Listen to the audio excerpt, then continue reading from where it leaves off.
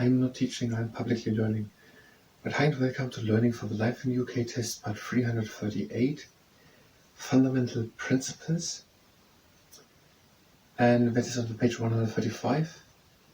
While doing short impingement training, and if you participate in the short impingement training, that's your honest. And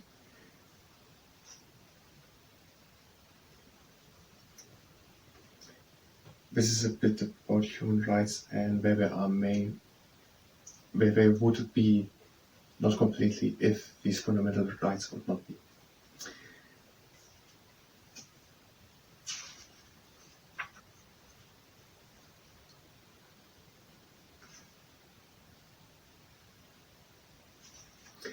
So, Britain has a long history of respecting an individual's rights and ensuring essential freedoms.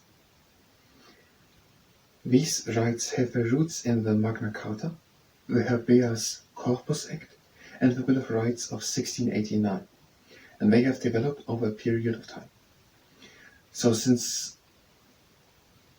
a longer time, the rights of an individual are respected in the United Kingdom, and the essential freedoms of a human being, and that it itself has also a long history. So for example, also the Magna Carta, 1215, that the king could not do what the king wanted, but that also the king is subject to the law, and the Habeas Corpus Act, that everyone has the right for a free trial and no one can be put into prison without having a court hearing, something like that. We couldn't really understand it. And the Bill of Rights, 1689, it was about the monarchy and the parliament. What do we mean now? Page 33. The Bill of Rights confirmed the rights of Parliament and the limits of the King's power. I don't really understand why that is now. Because the King's power was limited and the Parliament had more democratically the power. I don't really know why that is now here listed by fundamental rights and that it's about human rights. And they have developed over a period of time. Yes, it makes sense to list it here. British diplomats and lawyers had an important role in drafting the European Convention on Human Rights and Fundamental Freedoms. The UK was one of the first countries to sign the convention in 1950. So there were diplomats and lawyers, so people working with laws and also with how countries work together. And they were writing down some human rights which every human being should have. And in 1950 that was signed as one of the first countries by the United Kingdom. And some of the principles included in the European Convention on Human Rights are, so what is written down there, so that every human being should have them, is the right to live. So every human being has the right to live. And also the prohibition of torture, so that no people should suffer torture. And the prohibition of slavery and forced labor. No one should be enslaved and no one should be forced to do labor. That's hard to explain. Yeah, already the exceptions starting so much. And previously also, there were other points. Right to liberty and security. And again, the exceptions are overwhelming. But that every person has liberty and security. And the right to a fair trial. So for court and trial. And freedom of thought, conscience and religion. So that everyone can think what we want or do. And also conscience. Freedom of conscience. I don't understand that part. And freedom of religion, that everyone can have their own religion. And freedom of expression, speech, so that people can talk. The Human Rights Act 1989 incorporated the European Convention on Human Rights into UK law. The government, public bodies and the courts must follow the principles of the convention. The Human Rights Act 1998 incorporated the European Convention of Human Rights into UK law. So the European Convention on Human Rights was written partly by British diplomats and lawyers and then signed by the United Kingdom in 1950. And things, for example, said in this European Convention on Human Rights are that every human has the right to live, that they don't have to suffer torture, that they can't be enslaved or should be forced to do labor working.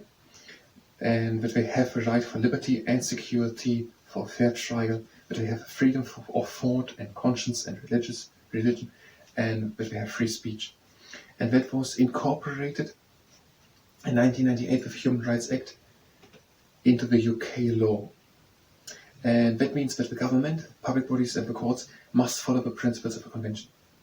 So that the United Kingdom has, per law, the obligation to follow these European conventions on human rights, these human rights.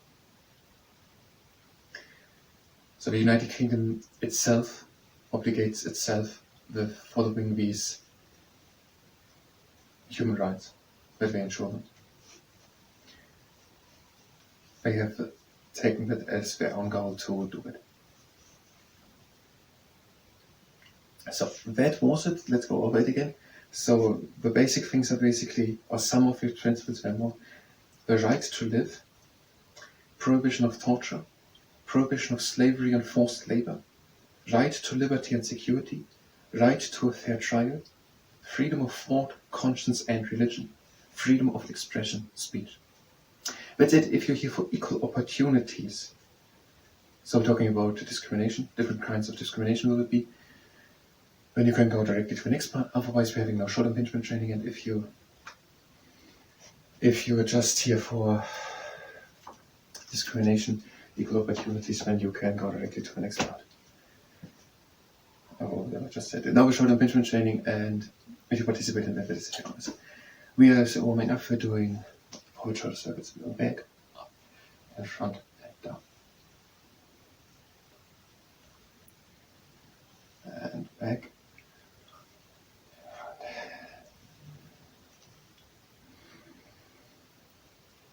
And another round. And the last one. And now backwards, front, up, back, and down.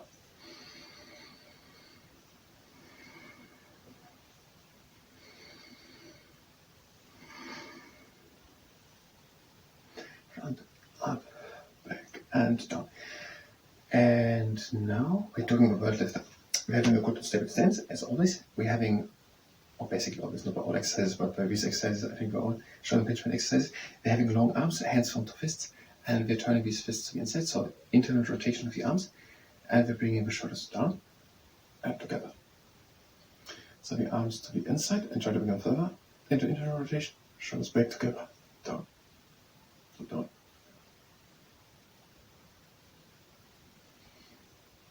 And now the arms to the outside, and the shoulders down, together.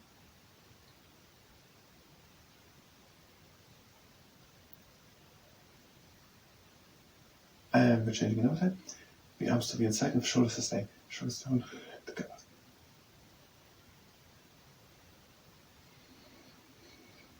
Oh, the chest to the back. And the last time changing. The arms to the outside, shoulders down.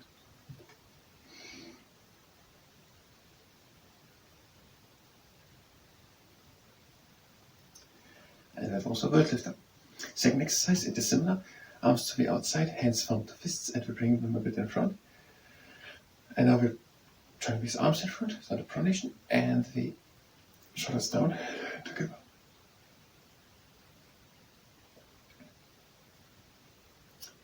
The arms in front, the shoulders down together.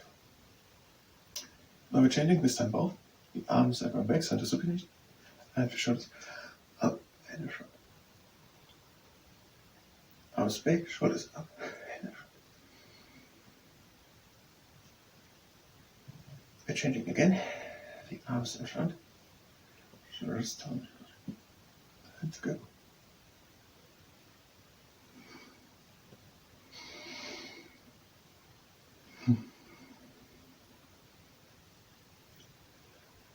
We're changing another side. The arms back, shoulders up and in front.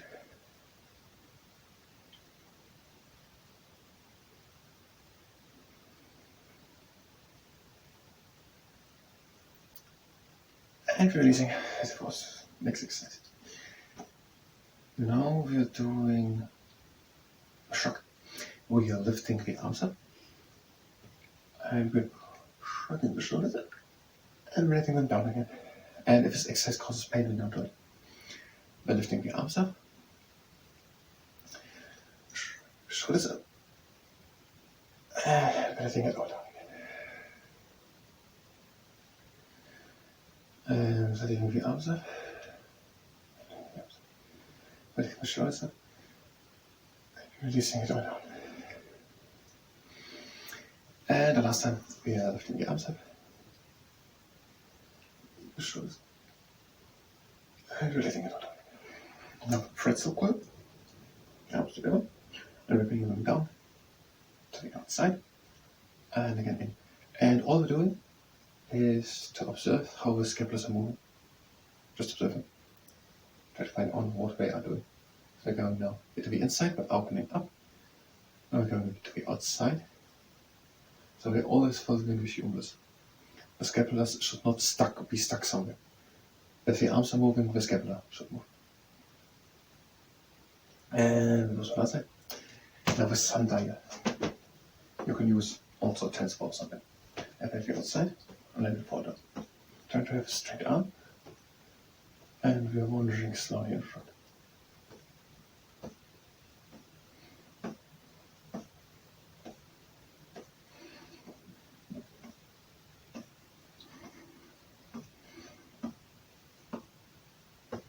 And that's it. Have it out with a straight arm. Let it fall down. Catch it again.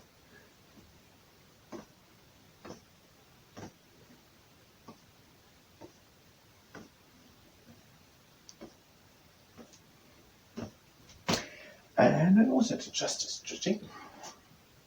Bringing one arm in front. The shoulders back, head down. Hold the arm in, have a thumb up.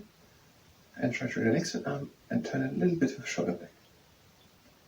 So the shoulder is back and down. Pulling the arm in. The thumb is up. Try to relax the arm and turn it a little bit more back.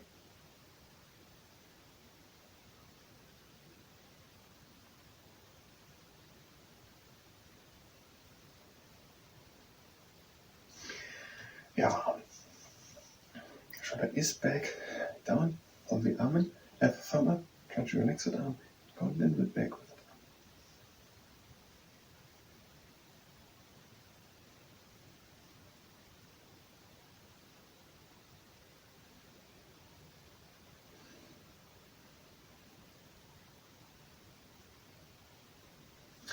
And close it. The Senate is in Wales, 60 members, elected every 4 years, that is in Cardiff. The Scottish Parliament is in Edinburgh for Scotland. They are the MSPS, the members of Scottish Parliament. They are 129 and they are elected through representation of proportionality. Or for proportional representation. Proportional representation. Yeah, that's it. From 1999 both. The Senate and the Scottish Parliament. Okay, then let's do just the Northern Ireland Parliament. It was established in 1922, abolished in 1972 after the Troubles started in 1969. We have later the Northern Ireland Assembly.